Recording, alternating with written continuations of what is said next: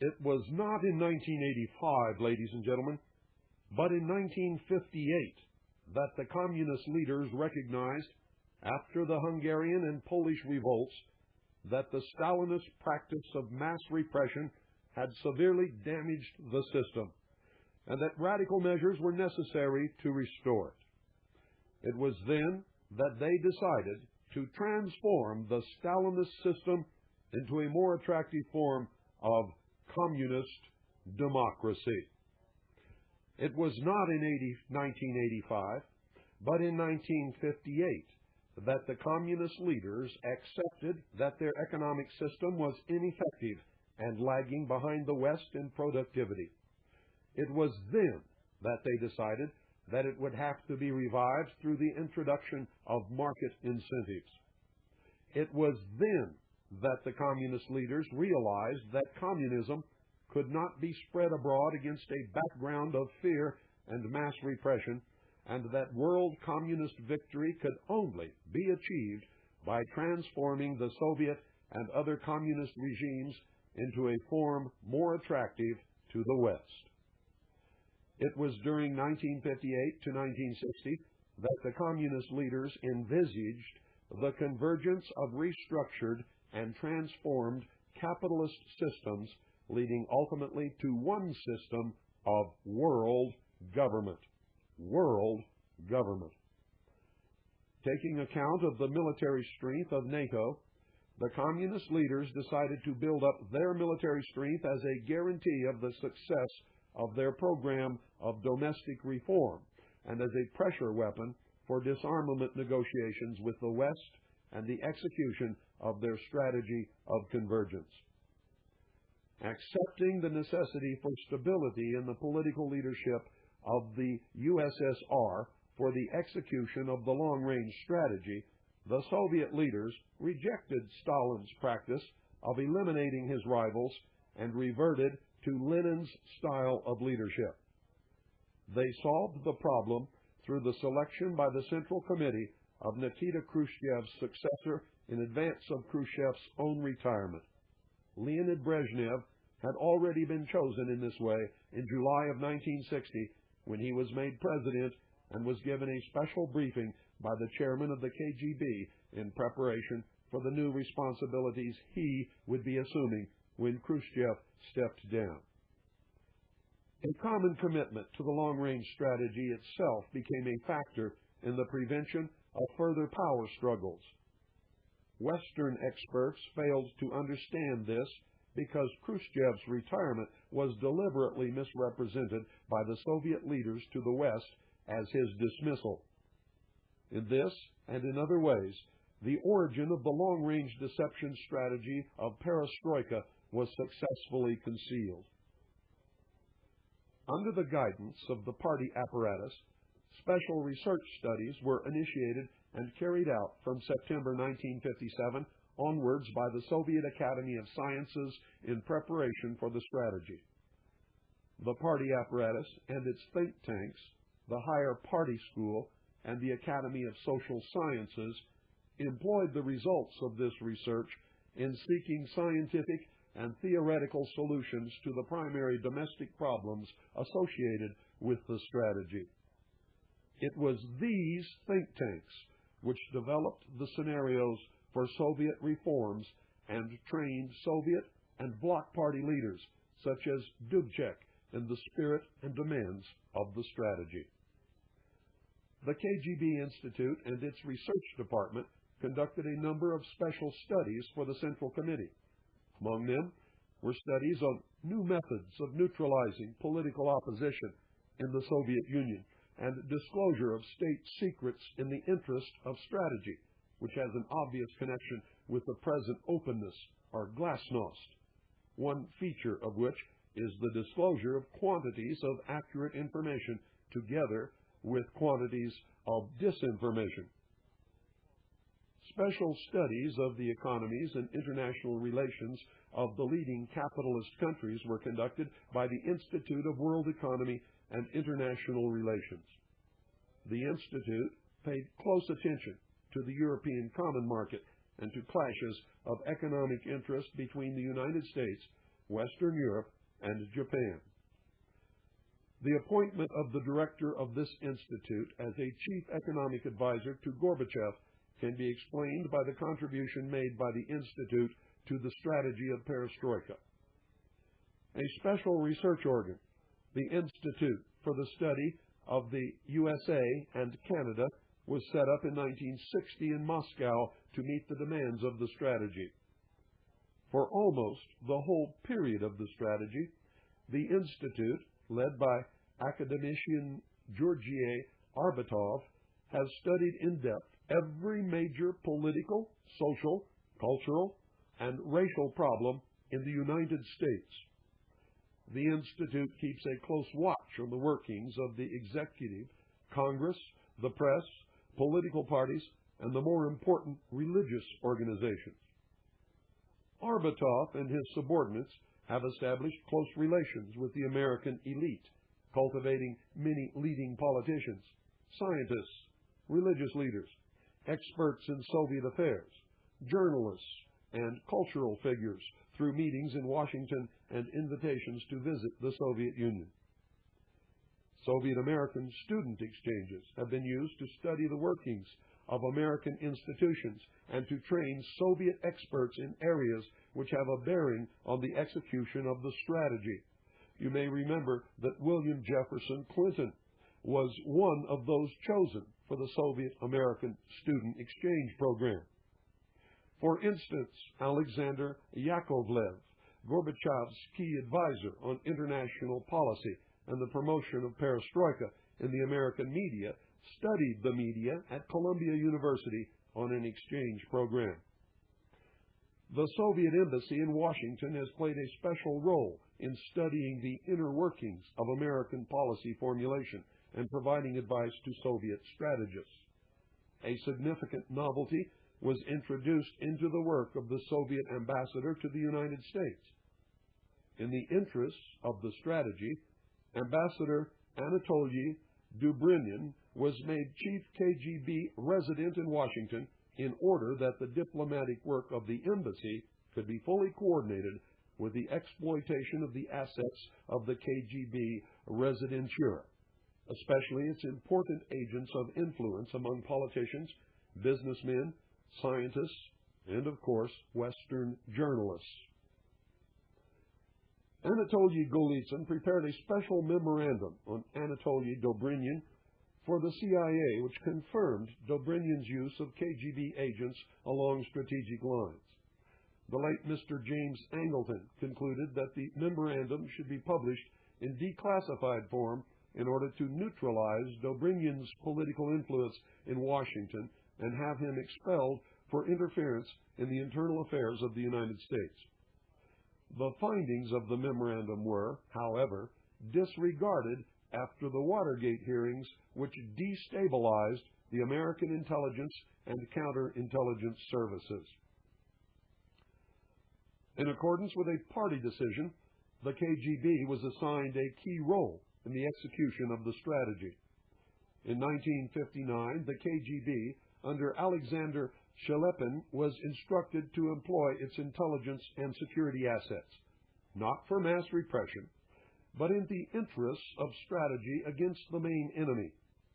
Its main task became the neutralization and dissolution of genuine political opposition by nationalists and anti-Soviet intellectuals. Now, let me read that again to you. Its main task became the neutralization and dissolution of genuine political opposition by nationalists and anti-Soviet intellectuals. The KGB was ordered to create controlled political opposition and to introduce it to Western intelligence services along the lines of Dzerzhinsky's trust. As this Mr. Golitsyn revealed in the early 1960s, the KGB began the creation of a controlled dissident movement with a skillful, controlled dispute between liberal writers like Alexander Tvardovsky, Yevgeny Yevtushenko, and Nikolai Voznesenskiy, and conservatives like Vsevolod Kochetov, the KGB recruited and developed important agents of influence, allied with the dissidents among leading Soviet scientists like Andrei Sakharov and Peter Kapitsa. It was no accident that modern dissident prisoners at this time were allowed by the KGB to become visible and famous and to be monitored by human rights groups in the West, unlike the totally isolated and unheard of inmates of Stalin's prisons who simply perished without trace. It is important to note that famous dissidents achieved a high public profile before the advent of glasnost, or openness. The task of agents of influence, like the late Andrei Sakharov, is not a propaganda one. It is to act as assistants in the execution of the strategy of Soviet reform and convergence with the West. The KGB further recruited a number of theater and movie directors, writers and journalists, and unofficially encouraged them to experiment with formerly taboo and controversial subjects like repression, prison life, rehabilitation, and questions of conscience and religion. The object of these experiments was to prepare these chosen individuals for the role of initiators and catalysts in the forthcoming controlled liberalization of the Soviet regime. The KGB reoriented its old agents among Soviet religious leaders, the KGB's Gapons, and used their influence to help convergence with the Western churches. Convergence with the Western churches. The KGB benefited from the experience of exploiting religious leaders under Stalin in the Second World War, and in the 1960s they employed that experience on a larger scale and with greater sophistication. The KGB, the party, the press, and even the courts have been used for the calculated public exposure of dissidents and their activities in the West as examples for the education and re-education of Western anti-Soviet intellectuals. On the initiative of the KGB, an army of Soviet vigilantes 5 million strong, the so-called Druzhiny, was recruited from among the Komsomol activists. Their units were led by retired Chekists. They have been patrolling and policing the streets of all the Soviet cities. Their primary task has been to prepare the Soviet people to behave during the forthcoming liberalization of Perestroika. Soviet psychiatry and the incarceration of active anti-communists in psychiatric hospitals have been used to educate and intimidate the population into further submission to the regime by demonstrating that only the mentally abnormal protest against it. The party has also used détente with the West as a weapon against Soviet anti-communists, arguing that anti-communism in the Soviet Union is hopeless because even the West accepts the Soviet system. The communist press obtained maximum mileage from the American failure to help the Czechoslovaks when their party-controlled democratization, in fact, ran out of control in 1968.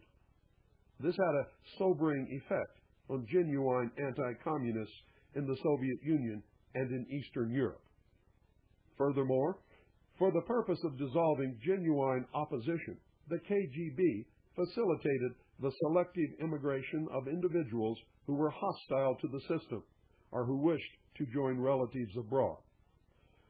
All these KGB and party methods, together with the natural aging and death of Stalin's former victims, resulted in the disappearance of active anti-communists and the general acceptance of the regime by the Soviet population. By the 1980s, there were no social democrats or politically active nationalists left alive in the Soviet Union.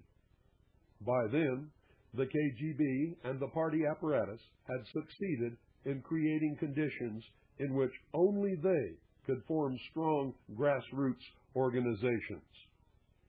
just as I've been telling you for years. And they're doing it here in the United States today. The KGB and the party conducted their preparations for Perestroika in close cooperation with the parties and security services of the other communist countries. The successful preparation for Perestroika by the KGB and the ministries of the interior of the Georgian and other national republics of the USSR explains the promotion of their heads, Alexander Shalepin, Yuri Andropov, Gaider Aliyev, Eduard Shevardnadze, Viktor Shebrikov, and Andrei Vlasov to the Politburo and other key strategic positions. Since 1959, the Communist Bloc parties and governments have been involved in political, practical experiments and rehearsals for separate elements of Perestroika in different countries in preparation for its introduction overall. The most important of these experiments and rehearsals were an attempt at liberalization in the early 1960s under Khrushchev, publication of an article about market economics by Professor Yevsey Lieberman, and experiments with firms and trusts in 1962. Alexei Kosygin's economic reforms in 1965. Alleged Romanian independence from the early 1960s onwards. The Cultural Revolution in China, in fact, a campaign of ideological and political re-education and a preparation of the inexperienced and inept Chinese party bureaucracy for détente with the capitalist West. Democratization in Czechoslovakia in 1968. Legislation by the Polish Communist Party of Solidarity in 1980. And the introduction of capitalist incentives in China and Hungary during the 1970s and the 1980s.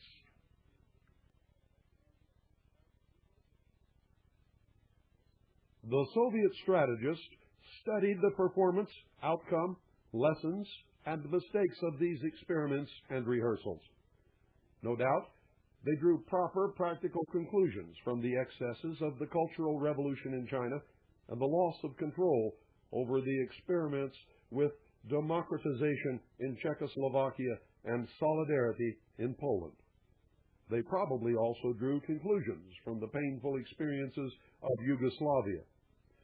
The experience gained was of enormous benefit for influencing the introduction of Perestroika in all its elements in their totality in the Union of Soviet Socialist Republics, known to most of you as the Soviet Union.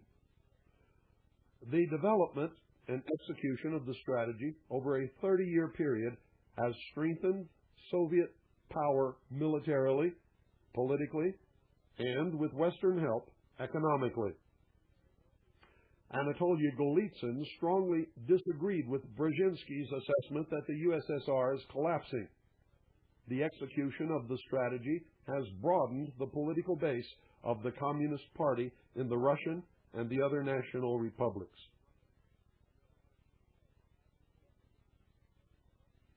Careful preparation has created the conditions for overall perestroika and the transition of the regime in the most powerful and experienced of the socialist countries to a phase of communist democracy. Naturally, the Soviet leaders seek to avoid alerting the West to what is happening by describing the process in these terms. From the time the strategy was adopted, the party leadership made it clear to its technocrats, bureaucrats, military, and intellectuals that the requirements of the strategy are paramount for their activities and the assessment of their performance. Because of these demands and party discipline, there can be no genuine opposition among conservatives in the party, the military, or the technocracy. Bold experiments and successful execution of the strategy in the Soviet Union, Eastern Europe, and Communist China have given party leaders, KGB officials, generals, technocrats, and leading intellectuals a political maturity and sophistication which they have revealed in Perestroika. Because of their longer historical experience, their greater political, economic, and military potential, and their thorough preparation, the communist strategists and the ruling elite are confident that they can guide and lead their people without the loss of control which occurred in Czechoslovakia in 1968 and in Poland in 1981. However, in the event of control nonetheless being endangered in given contexts, the situation will be retrieved in the usual manner, simply by means of military repression. The new method sees perestroika not as a surprising and spontaneous change, but as the logical result of 30 years of preparation and as the next and final phase of the strategy. It sees in a broader context than Soviet openness has revealed. It sees it not only as a renewal of Soviet society, but as a global strategic design for restructuring the entire capitalist world. The following strategic objectives of perestroika may be distinguished. And remember, ladies and gentlemen, Anatoliy Golitsyn disclosed this plan as early as 1961, December to be exact.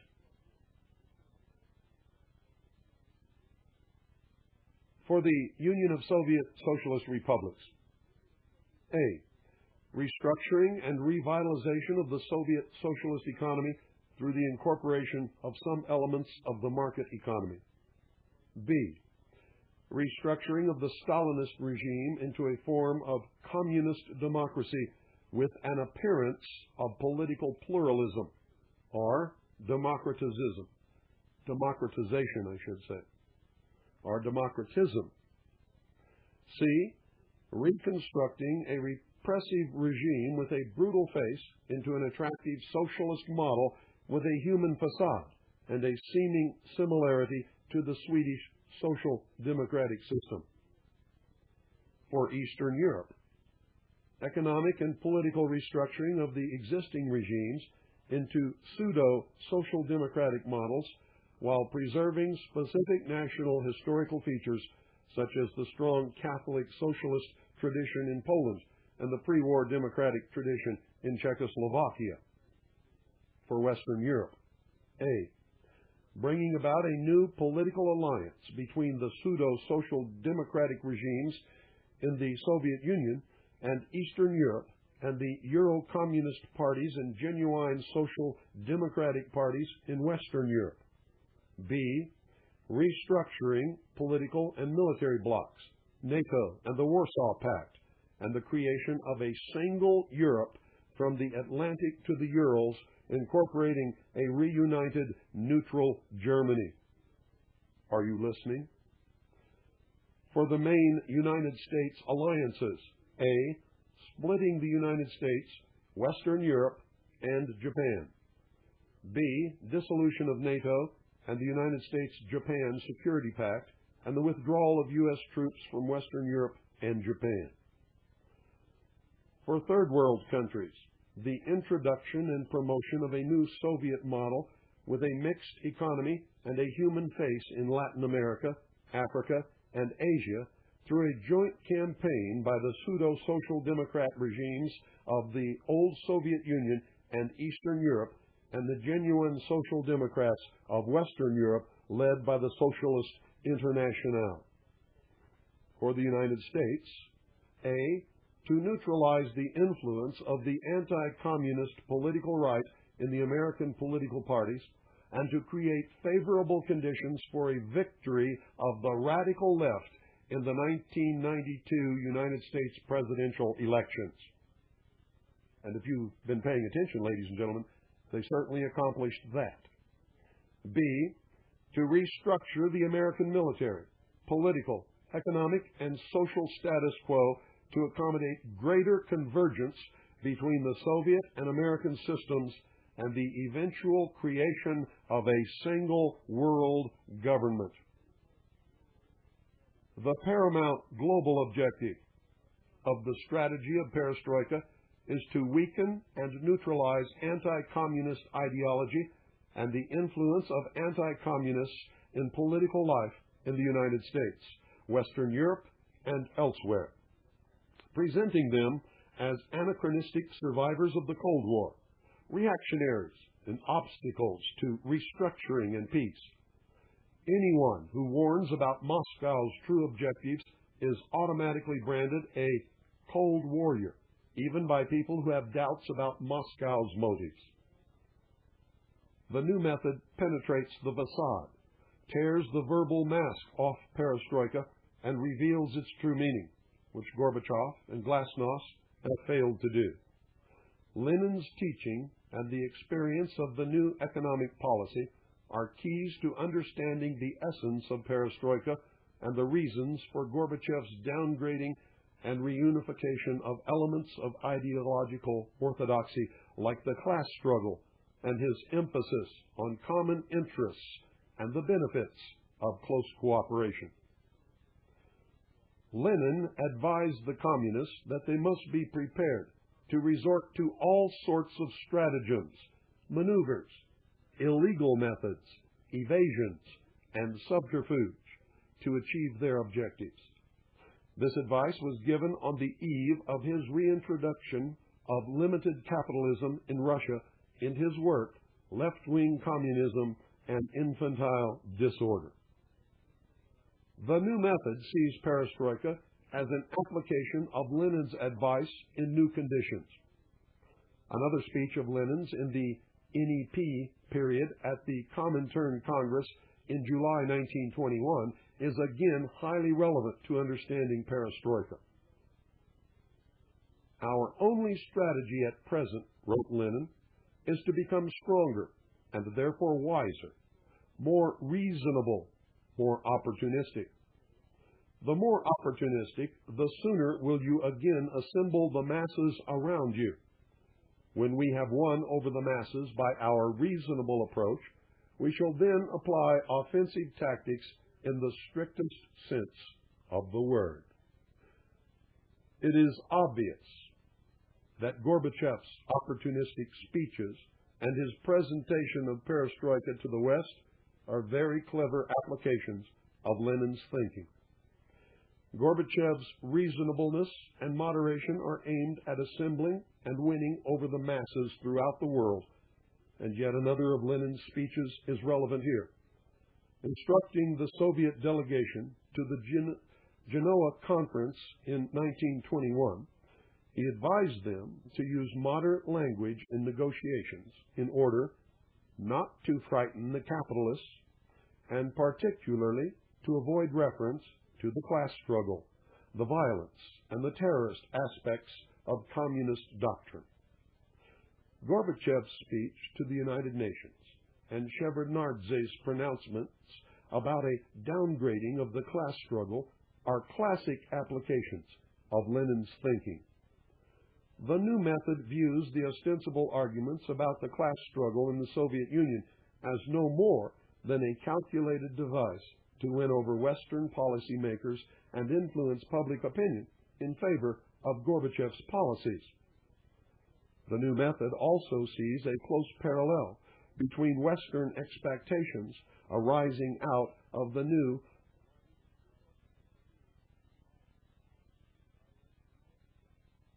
economic policy and those arising. I've got to stop and take a drink of water. My tongue is getting tied to my cheek again.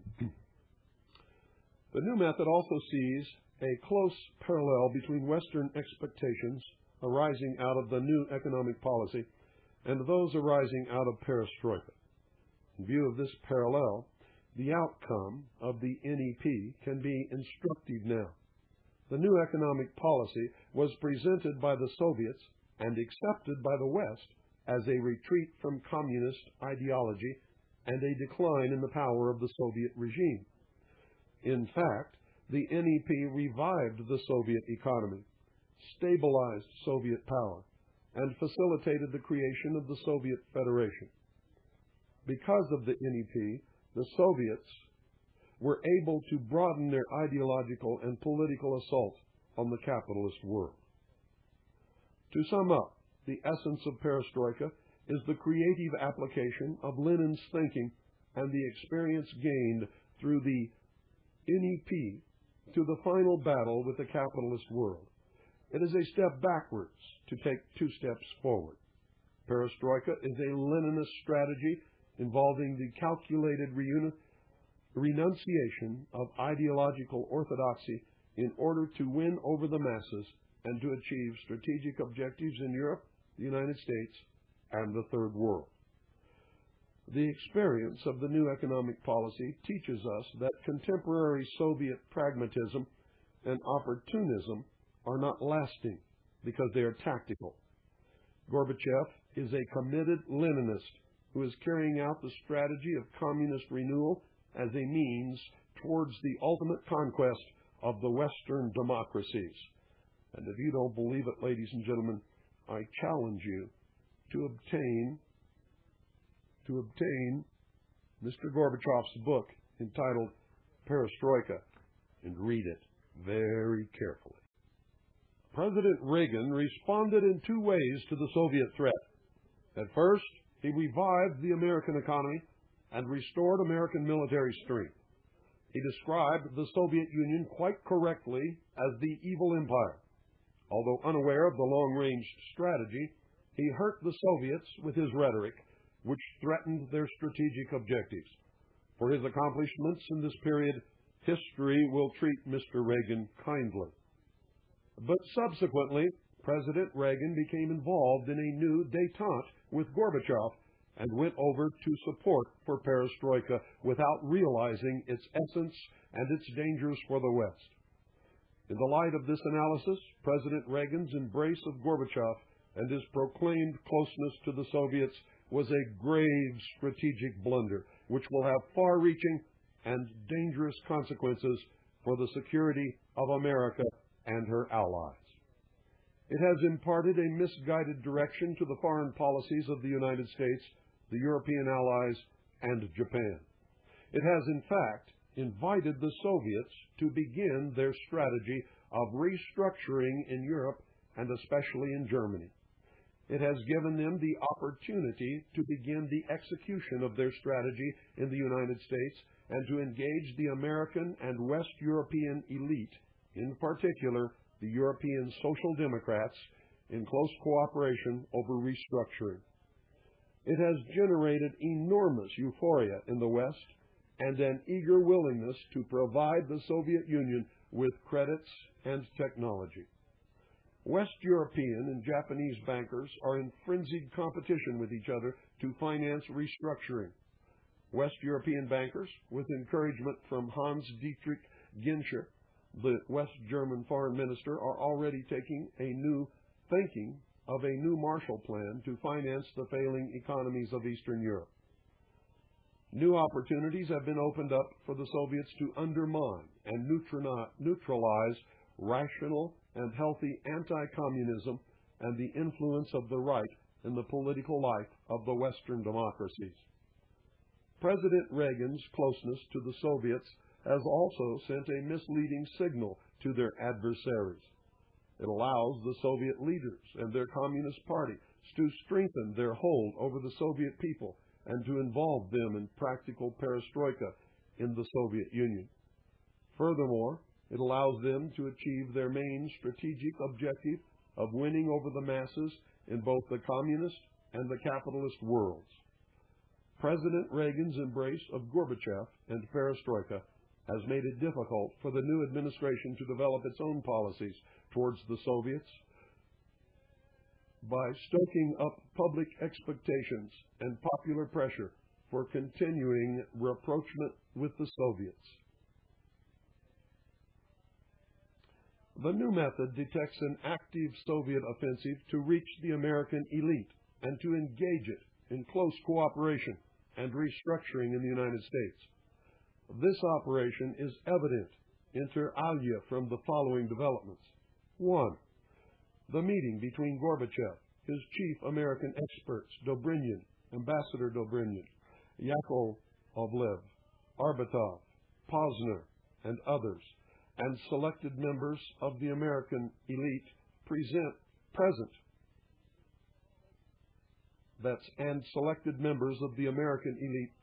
at the Soviet embassy during Gorbachev's first visit to Washington.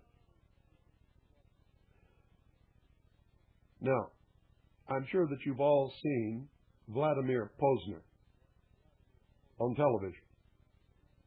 He is a leading member of a new jet set of Russian officials who commute between Moscow and the United States. He was born in France. He speaks perfect American English, having grown up in New York. He returned with his parents to the Soviet Union in 1952 and later became a commentator on Soviet television. He acquired a reputation as a strong supporter of Perestroika in the early Gorbachev period. He reappeared in the United States ahead of the August coup and became a co-host of the Posner-Donahue show. Not many of you in the audience know that Phil Donahue has been a communist for most of his life. On the Posner-Donahue show, on which he has offered his comments and interpretations on perestroika, developments in Russia, socialism, capitalism, and life. According to his own remarks on United States television, he communicates regularly between Russia and the United States.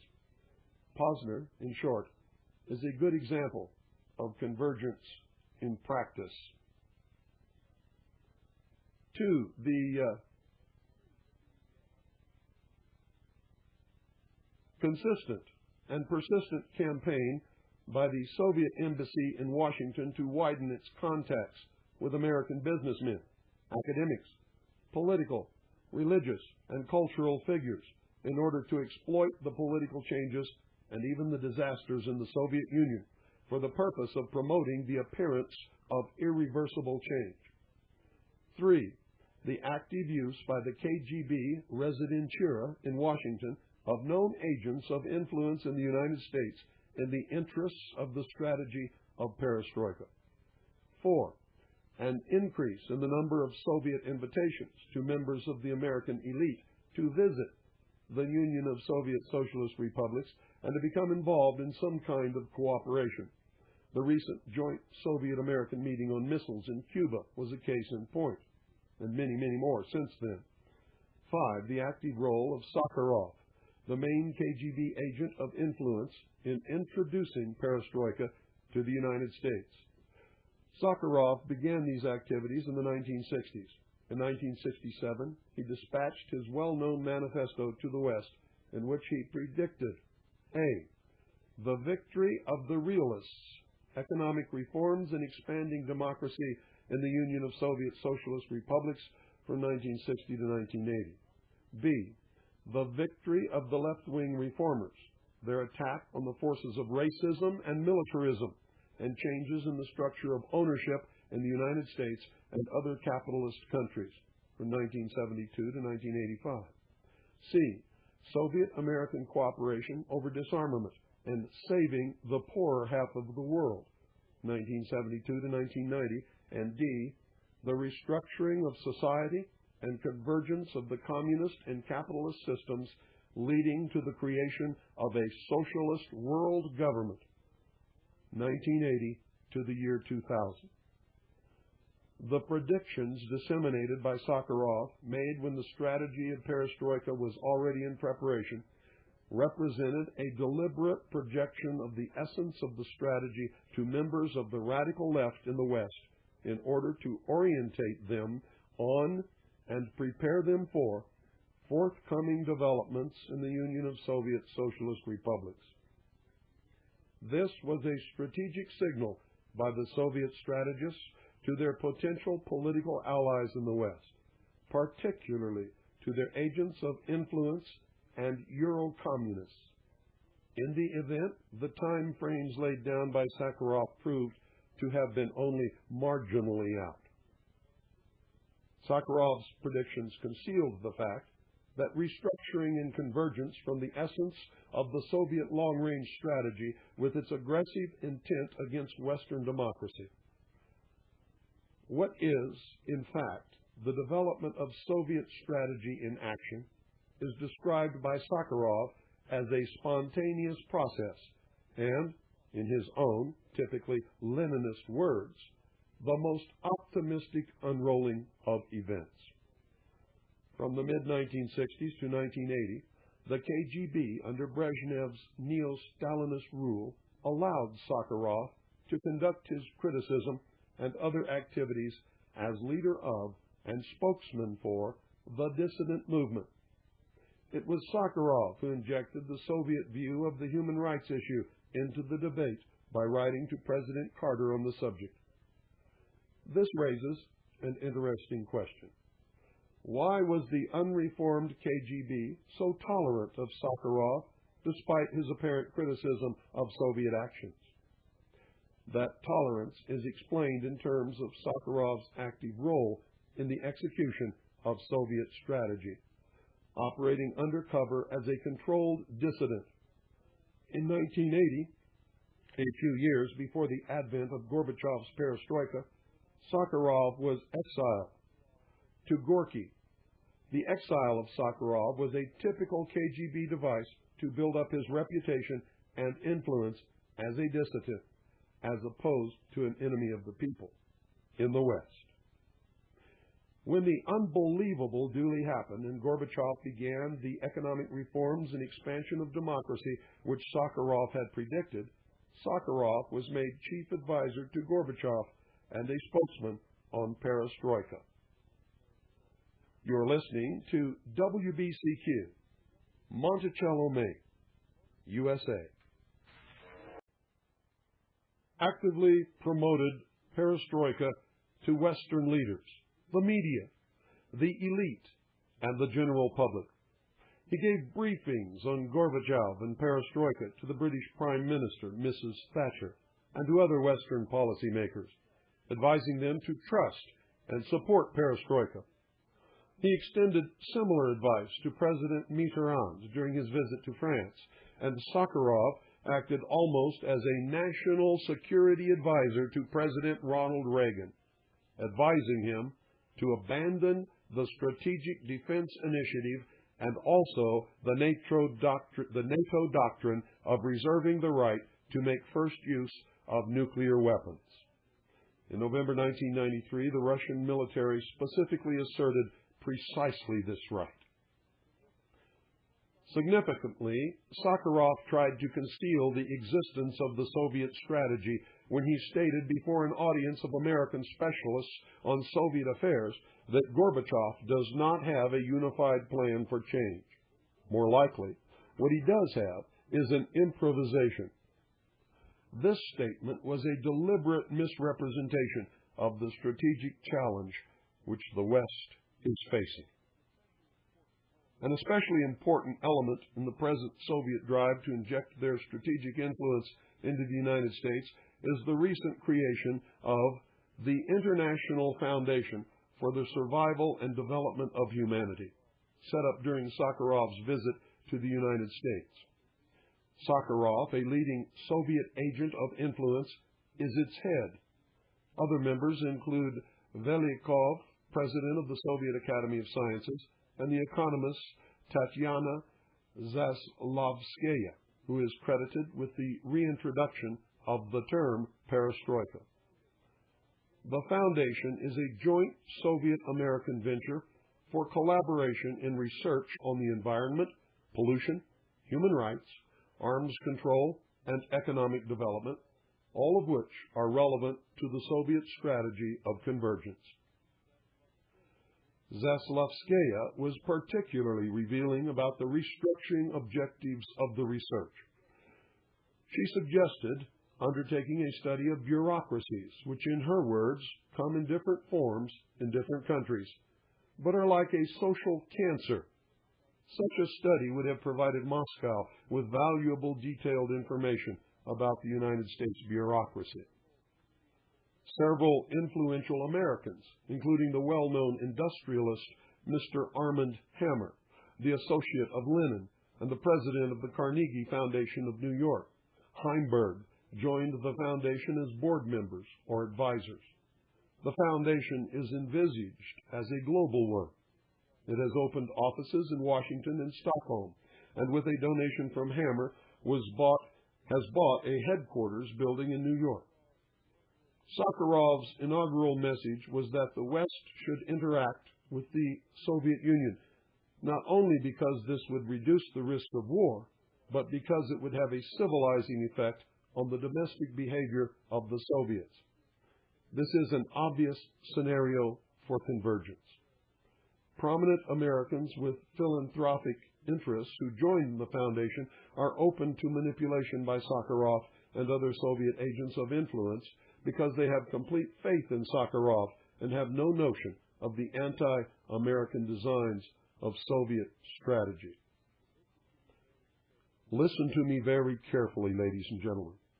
For correct understanding of the strategy and the application of that understanding to the analysis of events enables one to predict otherwise surprising Soviet actions. Since the strategy is long-range, as all Soviet strategies have always been, it has several phases. The strategists planned their actions in the early phases in preparation for the final phase. They conceived Soviet reforms in the initial phase. They rehearsed them in the preparatory phase, and they introduced them in the final phase. Because of this planning framework, the strategy has its own dialectic. It has its thesis. The Stalinist regime, its antithesis. Criticism and rejection of the Stalinist regime and its synthesis. A new reformed model which Perestroika is designed to create and which will be the product of convergence, the joining of the two opposites. Understanding the dialectic and logic of the strategy is crucial for prediction. It enables one to see how the situation in one phase will develop in the next phase. My understanding, my personal understanding of the way this works has enabled me to make some astounding predictions over the years, almost all of which have turned out to be 100% accurate. For instance, it enables one to predict the change in the role and status of Soviet dissidents. In the initial phase, they were recruited and trained by the KGB. In the preparatory phase, they were criticized and persecuted by the KGB. In the final phase, they are accepted and even incorporated into Perestroika. It was through understanding this dialectic that Anatoly Golitsyn was able to predict the simple fact that Sakharov might be included in some capacity in government. In the event, he became one of Gorbachev's chief advisors. It's this same understanding, ladies and gentlemen, which has enabled me to be able to predict the fall of the Iron Curtain, the fall of the Berlin Wall, and a lot of other things that many of you have heard me tell you would happen, and predictions that I made in my book, Behold a Pale Horse, which have all come to pass.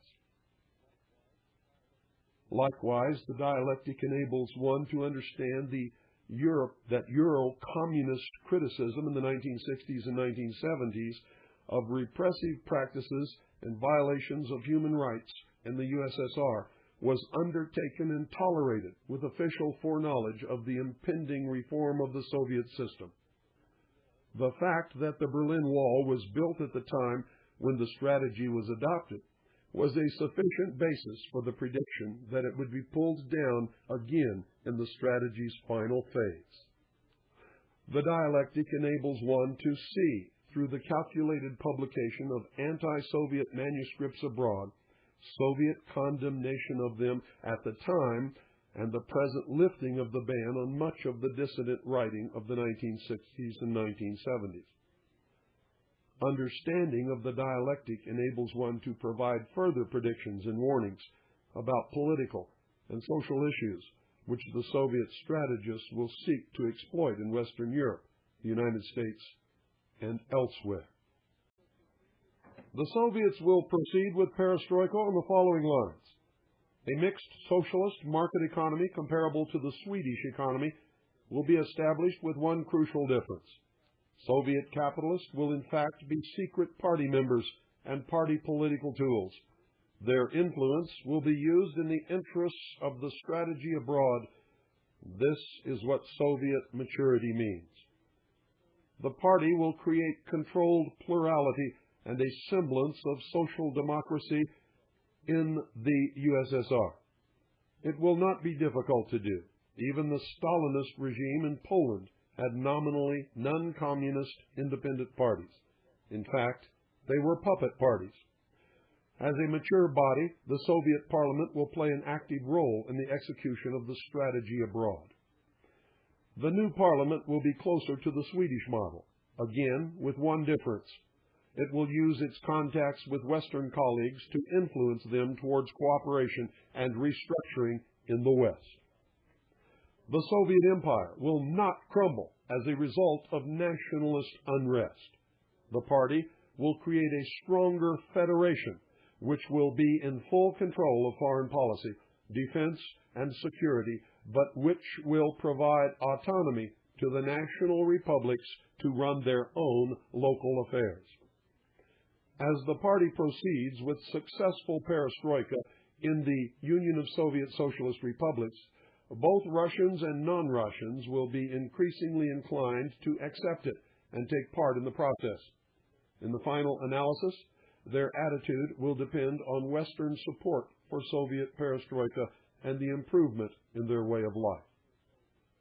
Successful Soviet perestroika will result in a Soviet regime of pseudo-social democracy with a human face.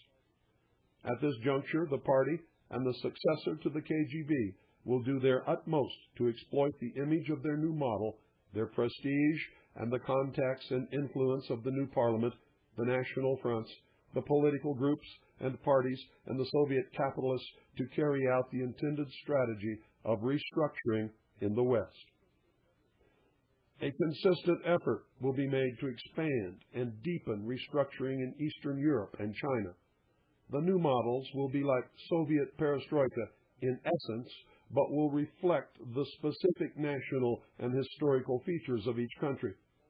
For instance, in Poland, the model will include communist power sharing with solidarity and the Catholic hierarchy.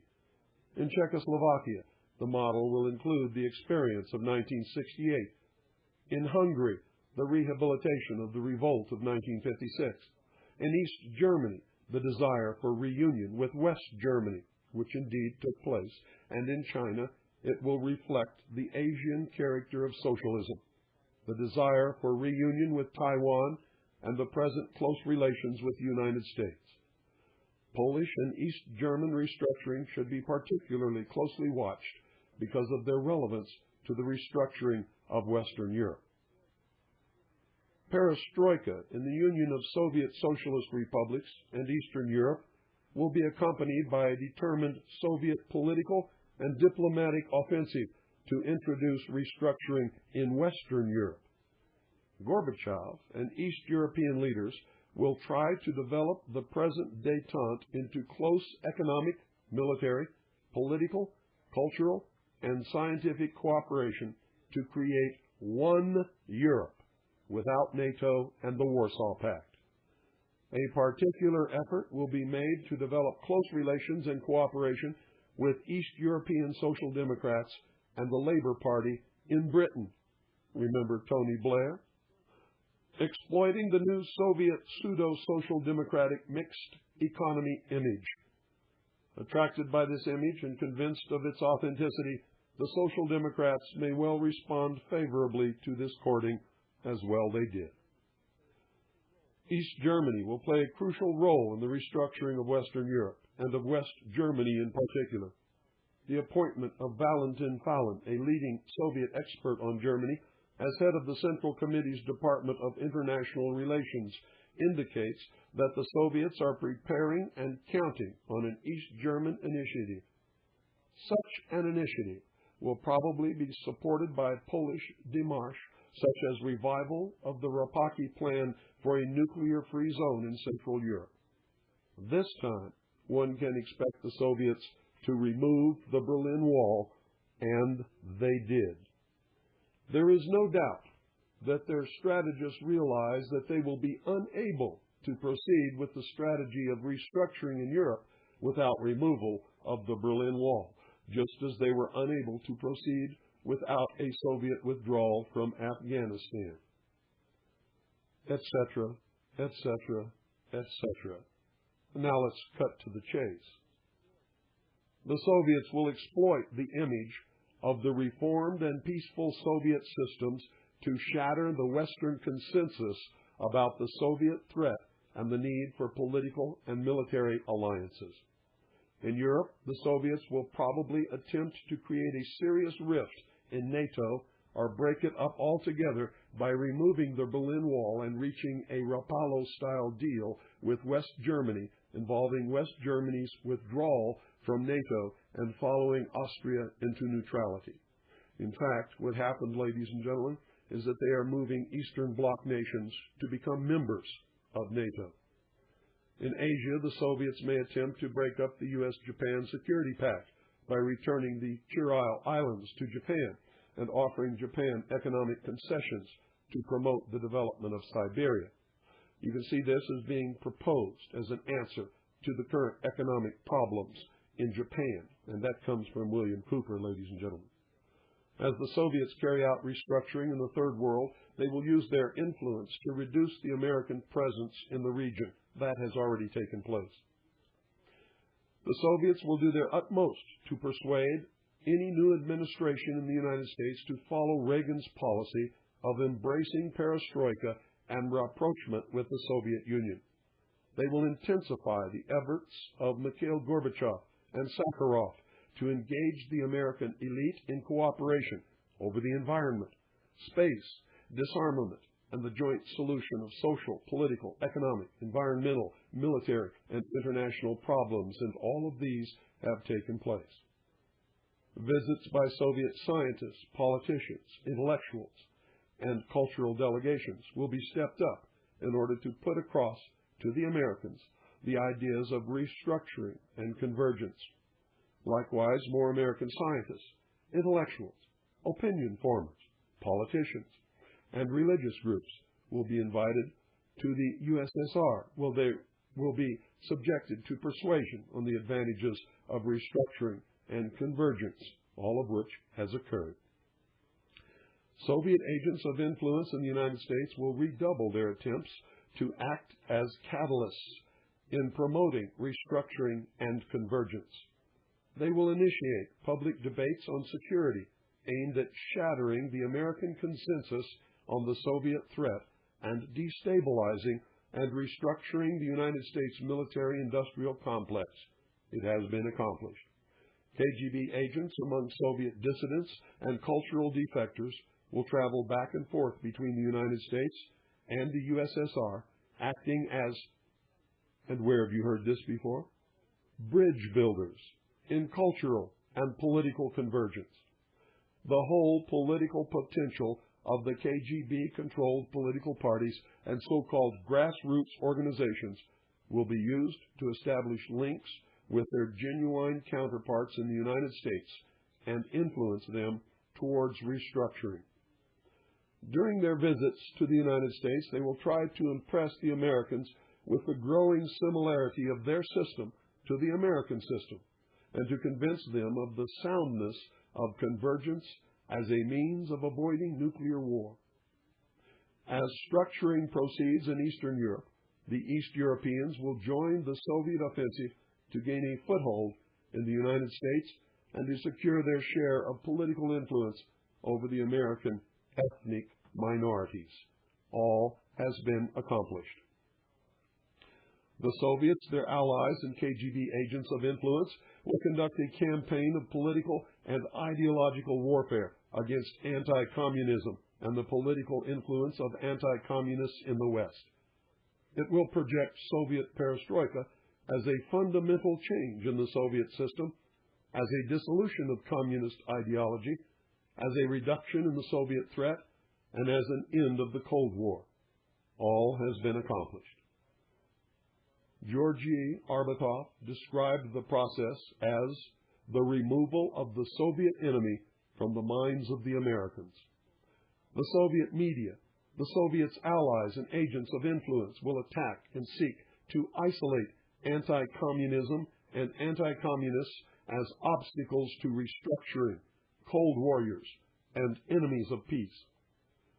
The targets of the assault will be the political leaders and government officials who have a realistic understanding of the Soviet threat, anti-communists in the Republican and Democratic parties, especially those on the political and religious right, anti-communists in the socialist, social democratic, and conservative parties in Western Europe, American and European experts on Soviet affairs, and members of the American and European media who are trying to be objective in presenting Perestroika and its meaning for the democracies.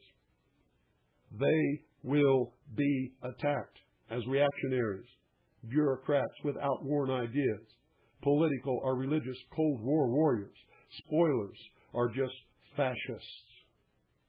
How many times have you heard that word used? The attack will aim to neutralize them by ridicule and to turn them into an endangered species. This has been accomplished.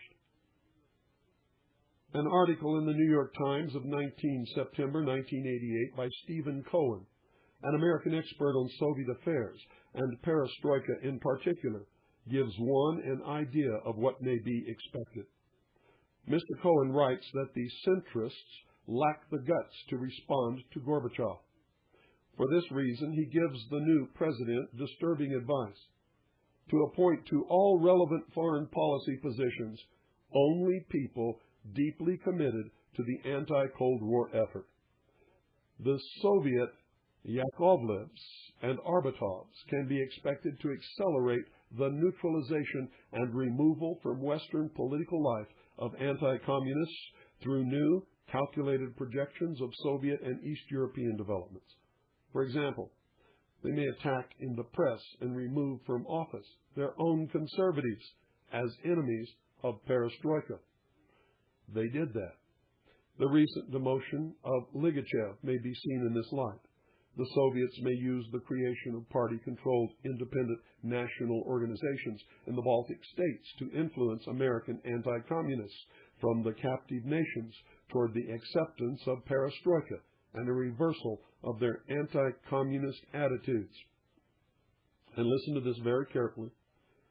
The KGB and its Department of Political Assassinations may be expected to take part in this final battle and to carry out assassinations of prominent anti-communists who are regarded as serious obstacles to the strategy of restructuring in the West.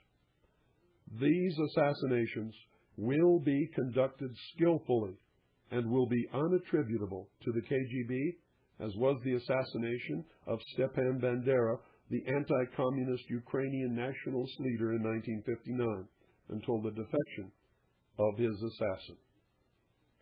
In Anatoly Golitsyn's opinion, the assassination of South Korean leaders in Burma, though carried out by the North Koreans, would not have been decided upon by the North Korean leaders on their own, but would have had the blessing of both Moscow and Peking.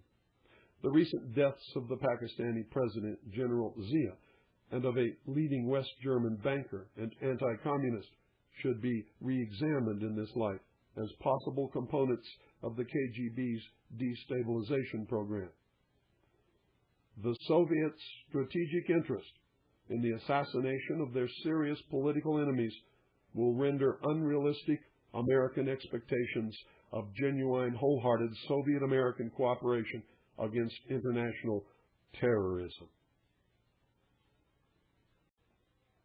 The principal objective of the attack on anti-communists in the West is to influence the outcome of the forthcoming national elections in the United States and Western Europe. The Soviet strategists relate their chances of successful execution of their strategy of restructuring to victories of the left in these elections. They believe that the conditions are favorable. In their assessment, the intelligence services of the United States, Britain, France, and West Germany have been seriously weakened. They have lost their capabilities.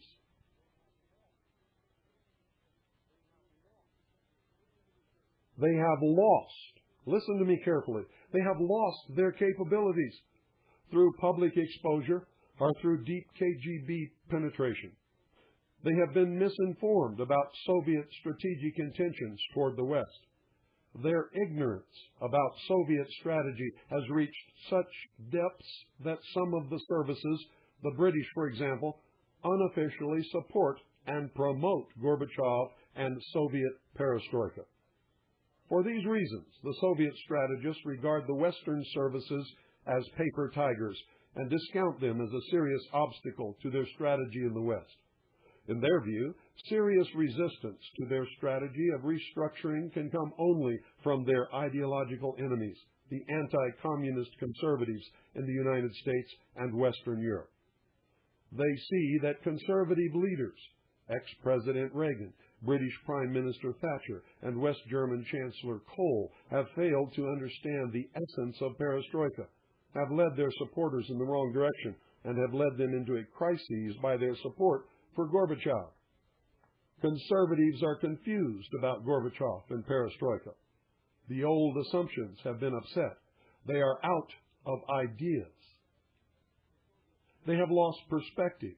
The Soviet strategists, however, are concerned that the conservative crises and confusion are temporary affairs. They believe the conservatives may recover and resist restructuring. For this reason, strategic objectives of Soviet political warfare include, listen to me very carefully. This may be the most important broadcast that you will ever hear. Listen to me very carefully. First of all, the neutralization of anti-communist influence, especially the conservative parties, as an important factor in the political life of the United States, West Germany, France, and Britain. Secondly, securing the victory of the radical left in the next presidential elections in 1992 in the United States and the victory of the Socialist and Labor parties in the national elections in West Germany, France, and Britain in the 1990s. All of this has happened. We elected a communist as President of the United States of America. His name is William Jefferson Clinton. In England, Tony Blair. France, same thing. Socialist and Labour parties have been victorious. The same thing in the United Germany. The Soviets, and remember, all this was written long before this happened. The Soviets planned to hold the International Conference on Human Rights in Moscow in 1991, and their keen interest in American participation in it is due to their desire to influence the outcome of the elections in favor of the radical left. In their assessment, the left will be prepared to carry out and accelerate restructuring in the United States, and that is exactly what they are doing, practicing convergence with the Soviet Union. The Soviet strategists believe that an economic depression, listen to me very carefully, because I've told you this is coming. I've been telling you for years this is their strategy and this is their plan. The Soviet strategists believe that an economic depression in the United States would provide even more favorable conditions for the execution of their strategy. In that event, the Soviets and their allies would shift to the doctrine of class struggle and try to divide the Western nations along crude class lines. Remember, I told you this global economic collapse is engineered? It is not an accident. The final period of restructuring in the United States and Western Europe would be accompanied not only by the physical extermination, listen to me carefully, the final period of restructuring in the United States and Western Europe would be accompanied not only by the physical extermination of active anti-communists, but also by the extermination of the political, military, financial, and religious elites. I've told you before that this would happen. Blood would be spilled, and political re-education camps would be introduced. The communists would not hesitate to repeat the mass repressions of their revolution in 1917, of the Soviet occupation of Eastern Europe in the Second World War, or of the Chinese Communist victory of 1949. This time, they would resort to mass repressions in order to prevent any possibility of revolt by the defeated and to make their victory final. The author, Anatoliy Golitsyn, bases this conclusion in part on the following information. While the long-range strategy was being formulated in the late 1950s, the Soviet strategists asked for a KGB estimate of the number of West Germans who would need to be isolated in order to turn West Germany into a neutral country. The KGB estimate was 150,000 Germans at that time. Communist China, ladies and gentlemen, and this is going to explain to you what has been happening between the Democratic Party, President William Jefferson Clinton, and the Communist Chinese. You see, Communist China is not a strategic partner, but a concealed strategic enemy of the United States. China will join in the Soviet offensive to bring about restructuring in the United States and worldwide. Through penetration, Chinese Communist intelligence destroyed the CIA's sources in China during the 1950s, 1960s, and 1970s, and prevented the agency developing reliable sources on the strategic intentions of the Chinese leaders. The National Security Agency cannot help because information on secret Sino-Soviet strategic coordination is not carried on accessible communications channels. This situation leaves American policymakers poorly informed on the subject. American policymakers from the time of Nixon and Kissinger to the present day have become known for their excessive reliance on the verbal assurances of Mao, Chow En-lai, and Deng. Reliance on their word is no substitute for good intelligence. Because of this intelligence gap, America's policymakers have not distinguished between China's tactics and her strategy. This failure is not new. It was evident as early as the Second World War, when the Americans failed to realize that the Chinese Communist cooperation with the nationalists against the Japanese was a tactic adopted in order to achieve their strategic objective, their victory over the nationalists. Some of the statements of the Chinese leaders to their own followers are unflattering about American policymakers and are, in fact, disturbing. In the late 1960s, Mao advised the party not to take the Americans seriously in a strategic, but only in a tactical sense. Deng's well-known statement about a cat catching a mouse, made when China was introducing capitalism and receiving American technology, can be interpreted as meaning that the Chinese communist leader is the cat that caught the American mouse. Because of their confusion, American policymakers believe that Communist China is an important strategic partner and a strategic rival and enemy of the Soviet Union. In this they are wrong. China is a tactical, not a strategic partner of the United States, and a tactical, but not a strategic enemy of the Soviet Union. And the grounds for this conclusion are to be found by analyzing the long-range communist strategy which illuminates the strategic role of China.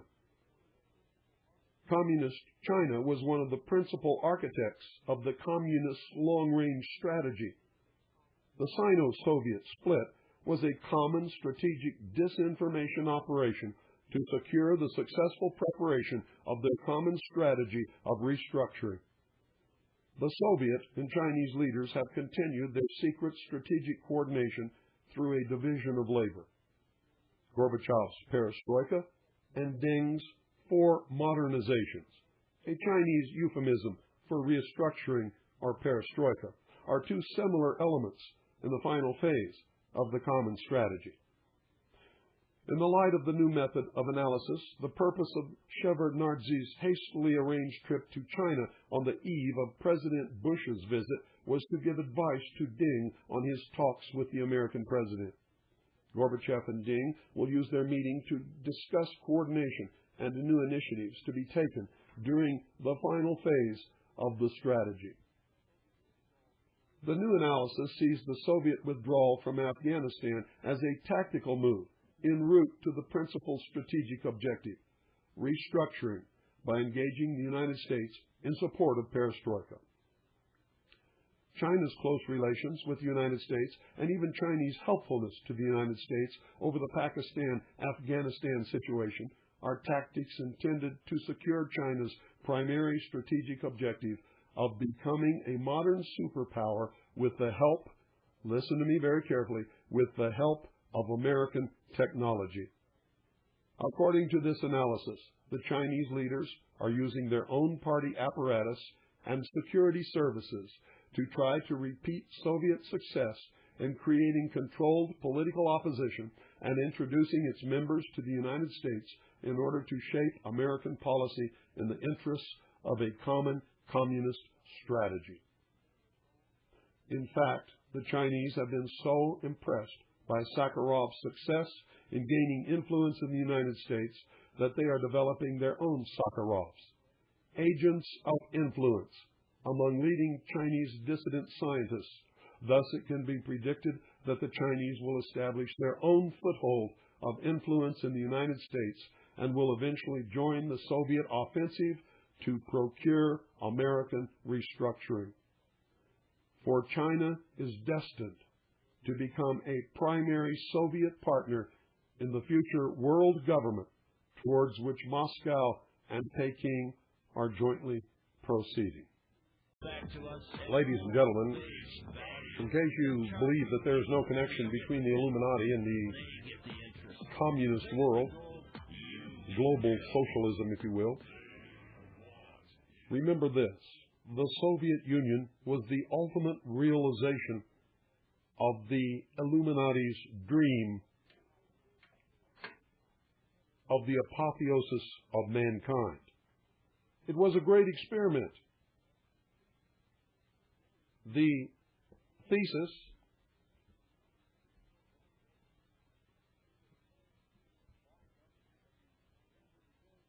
lined up against the antithesis will result in a synthesis, whatever the outcome of the clash between the two will be the New World Order. And I'm telling you right now, it will be a totalitarian, socialist, utopian world. Utopian only for those whose dreams will be realized, not for those of us who love liberty and freedom above all else. We will continue with this tomorrow night. My throat's just about given out, folks, and if I don't stop right now, I'm not going to have a throat for tomorrow night. So, we have 4 gold coins that have been donated to us for the television project. Listen to me very carefully. We have one 1895 MS-63 Coronet $20 gold piece. It is rated MS-63 by NGCA.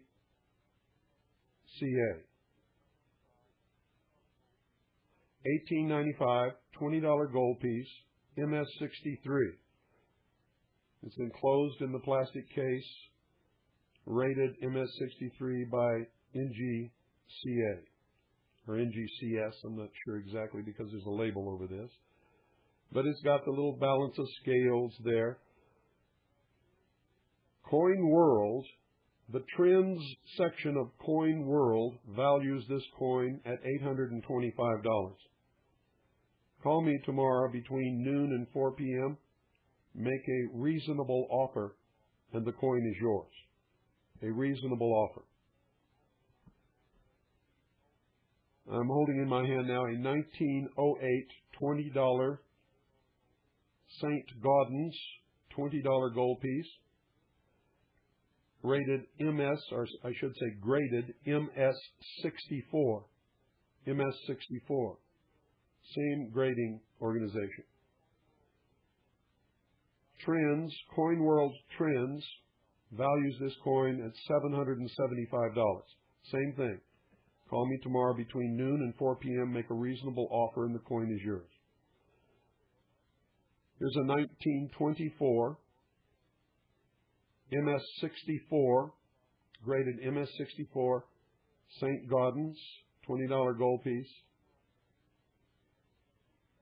Coin World Trends rates it at $775. Same thing.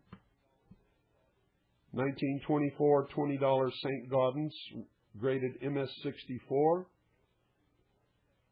Coin World Trends rates it at $775.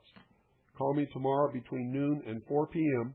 Make a reasonable offer upon whichever one of these 4 coins you wish to have as a donation toward the television project, and it's yours. Simple as that. So we got time for maybe 3 calls, 2 or 3, or maybe even 4 calls. So I'm going to open the lines right now. 520-333-4578. Somebody please call and help me out and talk for the rest of this broadcast, so I will be able to talk again tomorrow. I'm almost well. In fact, I really feel well, except my voice has not fully returned. The number is 520-333-4578. Give me a hand. Somebody call up and talk for 5 minutes. Or somebody call and talk for 2 minutes, and then let somebody else call and talk for 2 minutes, or 1 minute, or whatever, about whatever you wish, for the remaining few minutes of this broadcast. Once again, the source material for tonight's broadcast was the Perestroika. See, I can't even talk anymore. The Perestroika Deception by Anatoliy Golitsyn, one of the highest-ranked Soviet defectors to the United States, who defected in December of 1961.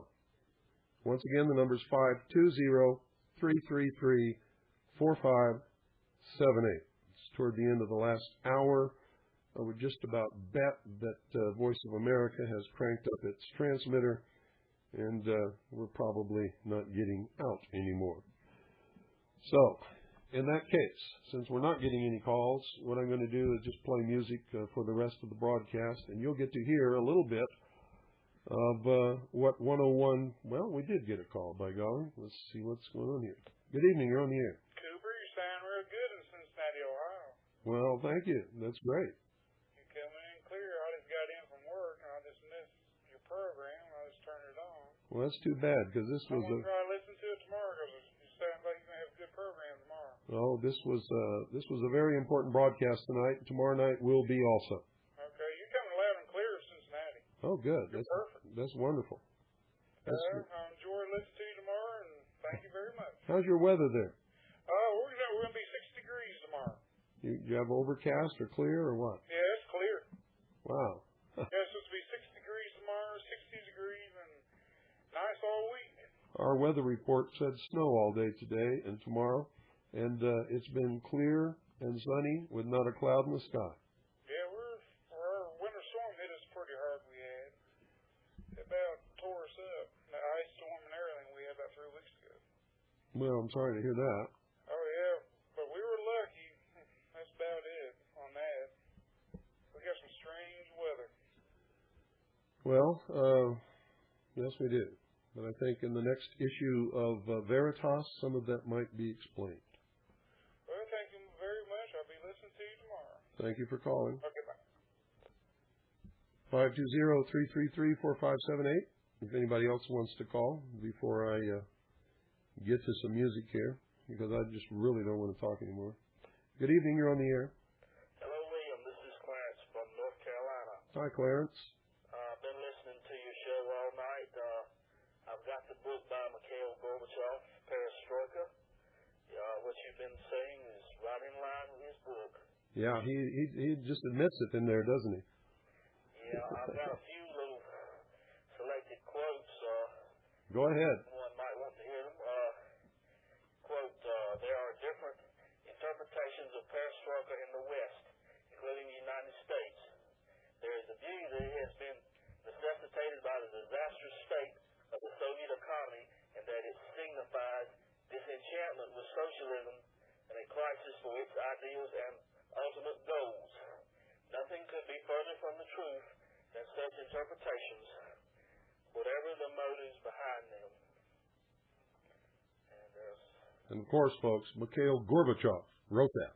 Right. I have one more little section here. Perestroika is closely connected with socialism as a system. To put an end to all the rumors and speculations that abound in the West about this, I would like to point out once again that we are conducting all our reforms in accordance with the socialist choice. We are looking within socialism rather than outside it for the answers to all the questions that arise. We assess our successes in areas alike by socialist standards. Those who hope that we shall move away from the socialist path will be greatly disappointed. Every part of our program of Perestroika, and the program as a whole, for that matter, is fully based on the principle of more socialism and more democracy. That's right. And of course, Vladimir Lenin, who founded the Soviet Union, you heard him, he was one of the speakers that I played tonight, said democracy is indispensable to socialism. Right, and the terms are used interchangeably. Yes, and Karl Marx said democracy is the road to socialism. Both Lenin and Marx said the goal of socialism is communism. Right. So don't be fooled, folks, by all this democratization. What's interesting about this book, I bought it at a used bookstore, and it's got written in here, purchased during Summit Fever in May-June 1988. Read approximately half of book before Summit occurred, took book with me to PBS, and then finished it during the special party conference of late June 1988. So it appears from reading this that a communist might have owned this book. That could be true. It's got a signature, but you can't read it. It starts with a D and ends, looks like with an F. Yeah. But that's somewhat interesting, you know, to figure out that it probably was one of these leftists, as we say. Yeah. Well, I thank you for calling and helping me out. It's time to go. All right, thank you. Thank you so much. Goodbye. All of you out there, get the book called New Lies for Old by Anatoly Golitsyn. Read it first. Then get the Perestroika Deception by Anatoly Golitsyn. Read it second. Then get Perestroika by Mikhail Gorbachev and read it. And then wake your butts up before it's too damn late to wake up.